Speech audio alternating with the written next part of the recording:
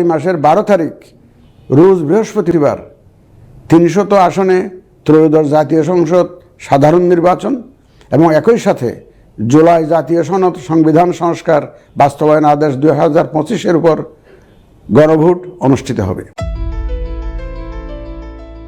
12 ফেব্রুয়ারি 2026 বাংলাদেশের রাজনীতির ইতিহাসে এক অগ্নি পরীক্ষার দিন। একই দিনে ভোট হবে নতুন সরকার গঠনের জন্য, আবার একই ব্যালটে রায় দিতে হবে সংবিধান পরিবর্তনের জন্য।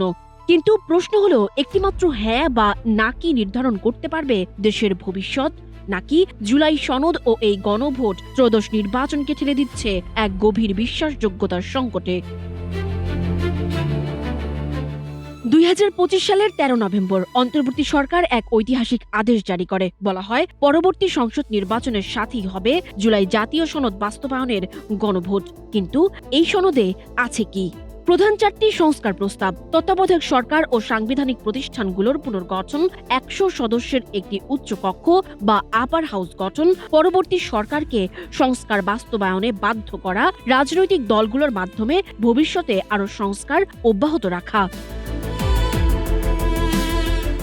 আপাত দৃষ্টিতে সংস্কারগুলো ইতিবাচক মনে হলেও এখানে কিছু গুরুতর প্রশ্ন উঠেছে। শত শত পৃষ্ঠার সংস্কার প্রস্তাবকে মাত্র 4টি পয়েন্টে এনে হ্যাঁ বা নাতে সীমাবদ্ধ করা কি ঠিক? রাজনৈতিক বিশ্লেষকদের মতে এতে দলগুলোর ভিন্ন মত প্রকাশের সুযোগ কমে গেছে। যেখানে নির্বাচন কমিশনের নিরপেক্ষ থাকার কথা, সেখানে খোদ সরকারি হ্যাঁ ভোটের পক্ষে প্রচারণা চালাচ্ছে। এটি কি নির্বাচনের লেভেল প্লেইং ফিল্ড নষ্ট করছে না? অনেক দল বলছে এই সনদের সাংবিধানিক ভিত্তি অস্পষ্ট এবং আদালতে একে চ্যালেঞ্জ করার সুযোগও রাখা হয়নি।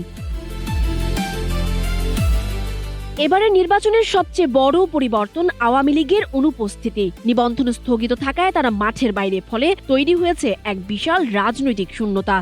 সংখ্যালঘু ও ধর্মনিরপেক্ষ ভোটারদের একটি অংশ এখন প্রতিনিধিত্ব হারানোর শঙ্কায়। তবে চমকপ্রদ বিষয় হলো, বর্তমানের প্রধান দুই মেরু বিএনপি এবং জামায়াত নাগরিক পার্টি জোট উভয়েই হ্যাঁ ভোটের পক্ষে। একদিকে বিএনপি চেয়ারম্যান তারেক রহমান বলছেন, আপত্তি থাকলেও সংস্কারের স্বার্থে তারা হ্যাঁ দেবেন। অন্যদিকে জামায়াত ও এনসিপি মনে করছে, জুলাই সনদ বাস্তবায়ন ছাড়া স্থিতিশীলতা ফিরবে না। ফলে 12 ফেব্রুয়ারির ভোট শুধু প্রতিনিধি নির্বাচনের ভোট নয়, এটি হবে বর্তমান সংস্কার প্রক্রিয়ার প্রতি জনগণের আস্থার পরীক্ষা।